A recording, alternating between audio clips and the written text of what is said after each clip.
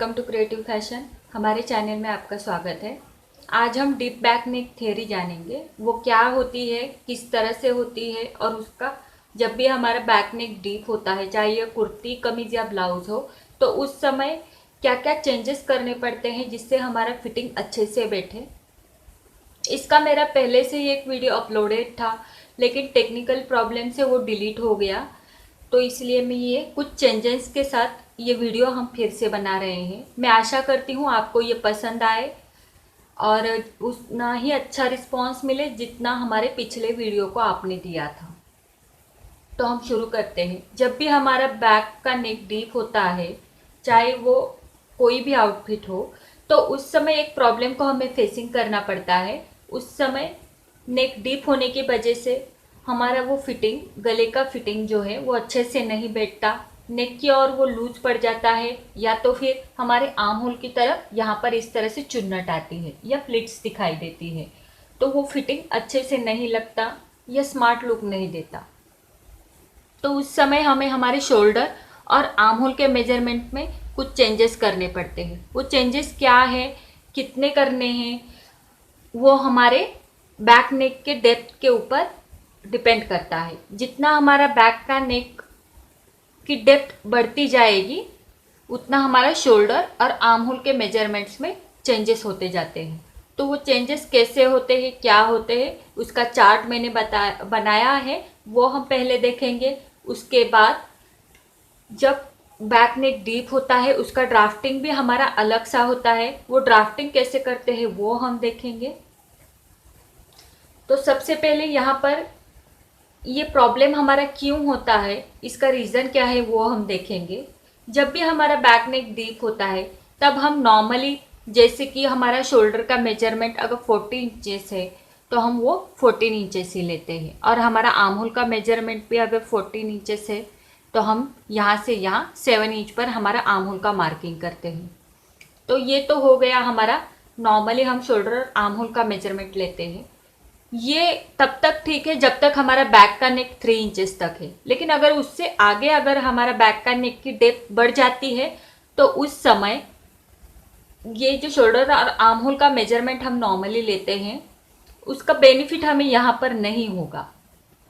क्योंकि जैसे हम शोल्डर और आर्म बैक की नेक हमारी बढ़ती जाती है, वैसे ये हमारा बैक का नेक हम जब पहनते हैं तो ये इस तरह से स्प्रेड होता है। इस तरह से गले फैलने के कारण हमारे यहाँ पर चुन्नट या प्लिट्स आते हैं इस तरह से, क्योंकि ये जो पोर्शन है ये फैलने के कारण यहाँ पर जो ज़्यादा का फैब्रिक होता है, क्योंकि ये फैब्रिक ज़्यादा हो जाता है, क्योंकि ये स्प्रेड होता है। स्प्रेड होने के कारण यहाँ पर एक्स्ट्रा का फैब्रिक जमा होने लगता है और ये इस तरह से यहाँ पर चुन्नट आती है। तो ये प्रॉब्लम को हमें फेसिंग ना करना पड़े, इसलिए हमने यहाँ पर शोल्डर और आर्म होल के मेजरमेंट में चेंजेस करके एक चार्ट बनाया है, जो कि जितनी हमारी डेप्थ बढ़ती जाएगी बैक की, उसके अनुसार हमें शोल्डर और आर्म होल का मेजरमेंट लेना है। तो सबसे पहले हम वो चार्ट देखेंगे, उसके बाद किस तरह से उसका ड्राफ्टिंग किया जाता है, क्या चेंजेस होते हैं, वो भी हम देखेंगे। तो सबसे पहले हम चार्ट देखेंगे। यहाँ पर हमारे पीछे के गले के अनुसार हमारा शोल्डर और मुंडे का मेजरमेंट कितना लेना है, इसका चार्ट दिया गया है। आप इसका स्क्रीनशॉट भी निकाल लीजिएगा और यहाँ हम देखेंगे कि गले के अनुसार कितना मेजरमेंट लेना है। पीछे का गला अगर 4 इंच होता है तो शोल्डर का मेजरमेंट 6.25 इंच और मुंडे का 6.25 इंच लेना है। पीछे का गला अगर 4.5 इंच है तो शोल्डर का मेजरमेंट 6.5 इंच और मुंडे का मेजरमेंट भी 6.5 इंच लेना है। पीछे का गला अगर 5 इंच है यानी 5 इंच है तो शोल्डर का मेजरमेंट 6.5 इंच और मुंडे का मेजरमेंट भी 6.5 इंच लेना है। पीछे का गला 5.5 इंच है तो शोल्डर का मेजरमेंट 6.25 इंच और मुंडे का मेजरमेंट भी 6.25 इंच लेना है। पीछे का गला 6 इंच है तो शोल्डर का मेजरमेंट 6 इंच और मुंडे का मेजरमेंट भी 6 इंच लेना है।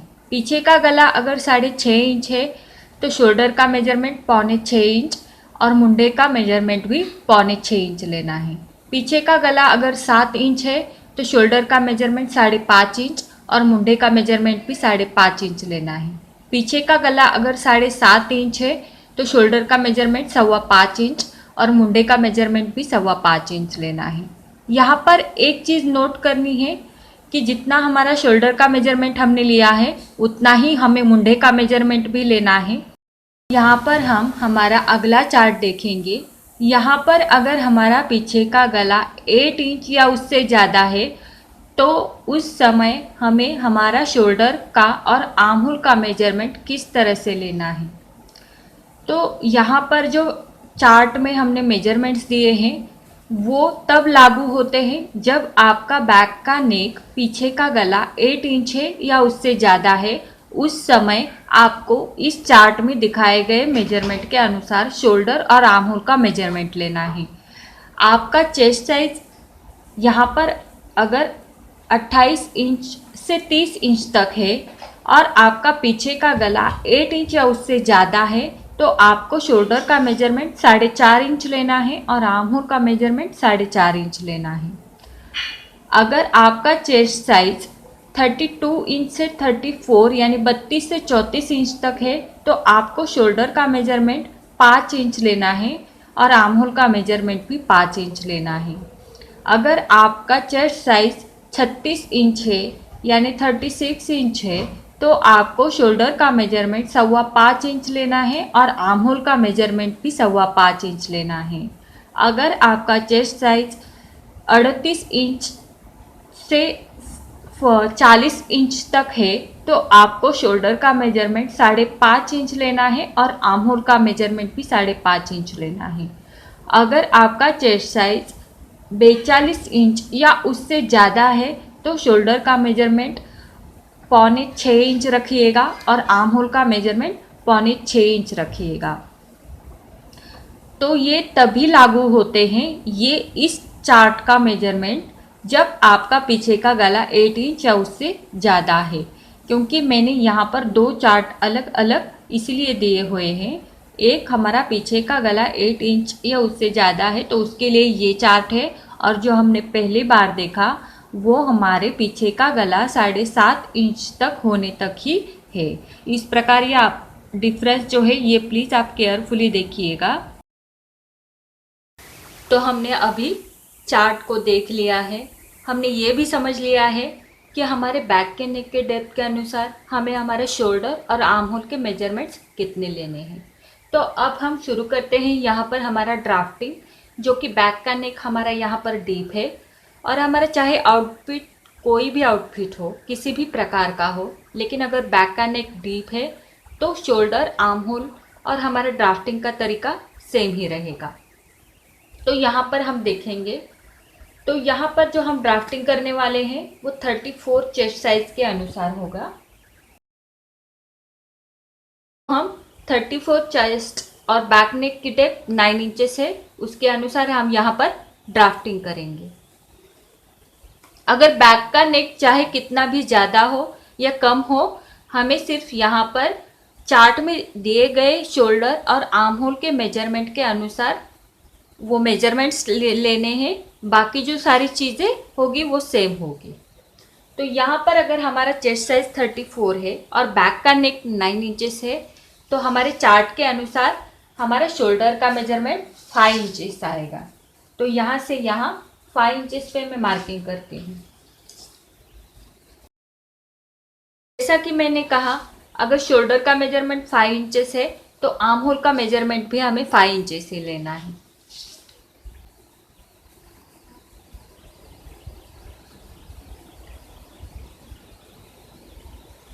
लाइन ड्रॉ करेंगे यहाँ पर। ये हमारा शोल्डर और ये हमारी आर्म होल की लाइन हो गई। अब यहाँ से यहाँ हम हमारे चेस्ट का मेजरमेंट लेंगे।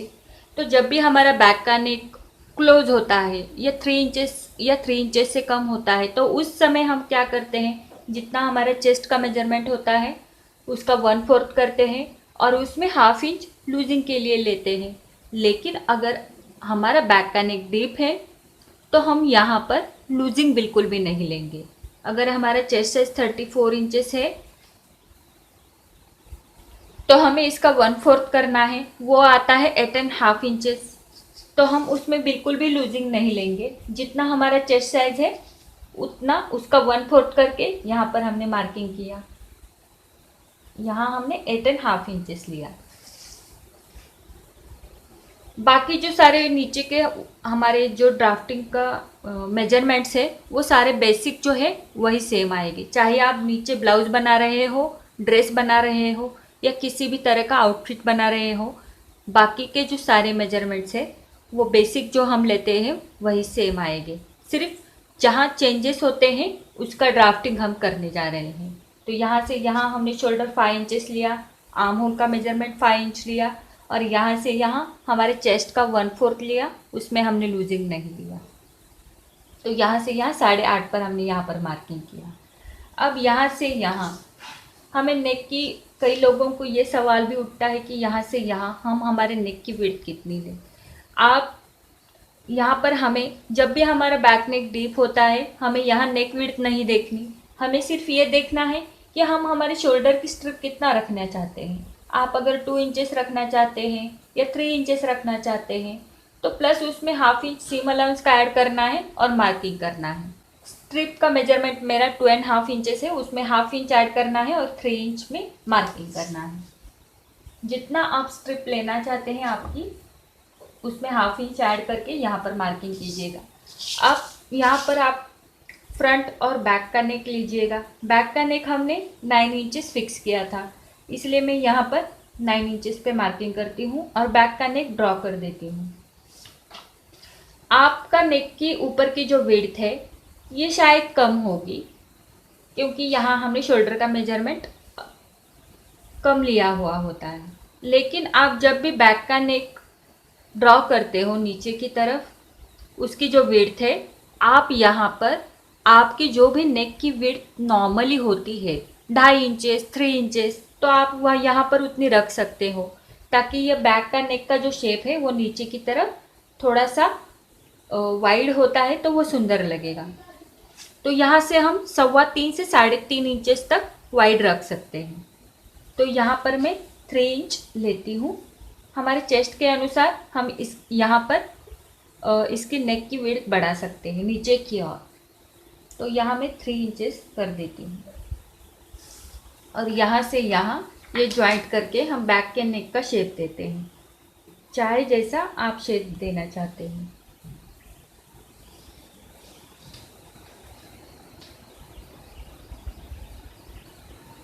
ये हमारा बैक का नेक हो गया।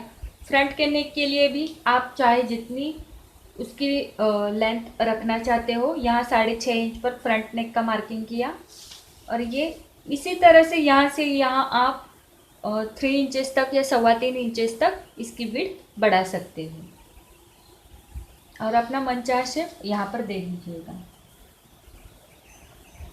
ये रहा, ये हमारा फ्रंट नेक और ये हमारा बैक नेक रहा। अब जो हमारा बैक नेक जब क्लोज होता है तो उस समय हम क्या करते हैं, यहाँ पर हमारे शोल्डर स्लोप ले लेते हैं 1/2 इंच या 1.25 इंच यानी 3/4 इंच या 1 इंच तक हम हमारे शोल्डर स्लोप लेते हैं। लेकिन हम जब बैक नेक डीप होगा तब उस समय हमें यहाँ शोल्डर स्लोप लेने की ज़रूरत नहीं पड़ेगी और ना ही लेना है। अब दूसरी बात, हम यहाँ पर हमारे आर्म होल का मार्किंग करेंगे। हमारा जो फ्रंट का आर्म होल है उसका पहला हम मार्किंग करेंगे।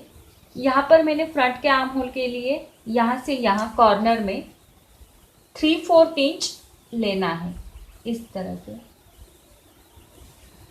मैंने यहाँ से यहाँ 3/4 इंच पर डायगनली ऐसा तिरछा मार्किंग किया है 3/4 इंच पर, यानी कि 1.25 इंच पर से यहाँ ऊपर की ओर 1.25 इंच पर इस तरह से एक मार्किंग करना है। तो मैं यहाँ पर अगर आप शोल्डर और आर्म होल का मेजरमेंट इस चार्ट के दिए गए अनुसार ले रहे हो तो आप आर्म होल का शेप जो मैं बता रही हूँ, फ्रंट के आर्म होल और बैक के आर्म होल का शेप जो मैं यहाँ पर बता रही हूँ, आपको उसी तरीके से आर्म होल का शेप भी लेना है। अगर आप शोल्डर और आर्म होल का मेजरमेंट हमारे दिए गए हुए चार्ट के अनुसार लेते हैं और आर्म होल का शेप जो है वो सबका अपना अपना अलग अलग तरीका होता है, और अगर आप जो तरीका है वो दूसरा इस्तेमाल करेंगे तो मे बी शायद ये पूरा ड्राफ्टिंग बिगड़ सकता है। तो ऐसा प्लीज़ आप ना करें। अगर आप चार्ट में दिए गए अनुसार शोल्डर और आर्म होल का मेजरमेंट ले रहे हो तो आप यहाँ पर फ्रंट और बैक के आर्म होल का शेप भी यहाँ पर हम जो बता रहे हैं उसके अनुसार ही प्लीज़ ले लीजिएगा, ताकि हमारा जो ड्राफ्टिंग है, हमारा जो आउटफिट्स है कोई भी हो तो उसका शेप ना खराब ना हो और फिटिंग अच्छे से बैठे। तो देखो मैंने यहाँ से यहाँ 1.25 इंच पर मार्किंग किया, यहाँ से यहाँ ऊपर की तरफ मैंने 1.25 इंच ले लिया है। अब हम यहाँ से फ्रंट के आर्म होल का शेप देंगे।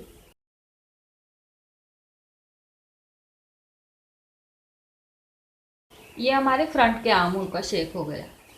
अब हम यहाँ पर बैक के आर्म होल का शेप देंगे। बैक के आर्म होल के लिए हमें करना क्या है, ये हमें मेजर करके देखना है कि ये कितना है। अब देखें हमने यहाँ पर सीम अलाउंस नहीं लिया है, वो हम बाद में लेंगे।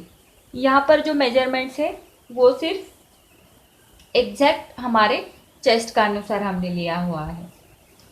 ठीक, हमें यहाँ से यहाँ मेजर करना है ये कितना है। तो ये 3.5 इंचेस आता है, उसका हाफ हमें करना है, 3.5 का हाफ हमें करना है। तो मैंने इस तरह से इसको यहाँ पर फोल्ड किया और ये उसका हाफ हो गया, तो यहाँ पर मैंने मार्किंग किया।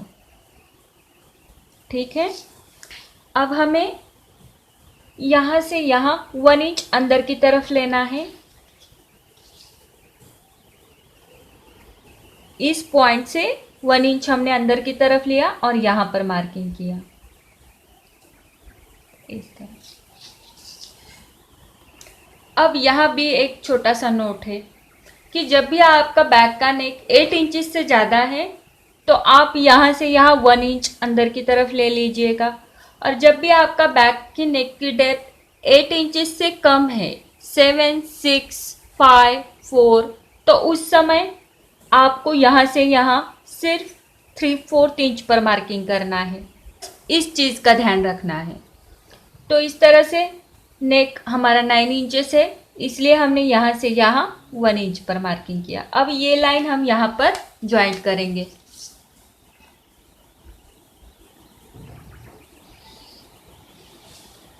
अब यहाँ से यहाँ 1/2 इंच पर हमें मार्किंग करना है, तो वो यहाँ पॉइंट आता है। ये रहा, यहाँ से यहाँ हमने 1/2 इंच पर मार्किंग किया, ये यहाँ से यहाँ। अब यहाँ से बैक के नेक का शेप देंगे, बैक के आर्म होल का शेप देंगे इस तरह से।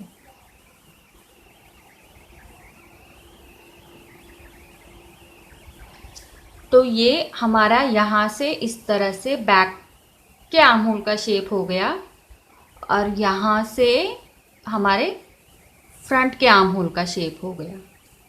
तो ये आई होप आपको ये पूरा समझ में आया होगा। अगर कोई भी डाउट रहता है तो प्लीज़ मुझे कमेंट बॉक्स में लिख दीजिएगा। इस तरह से ये हमारा पूरा ड्राफ्टिंग हो गया। जो चेंजेस करने थे, क्या करने थे, वो सब हमने यहाँ पर एक्सप्लेन कर दिए हैं।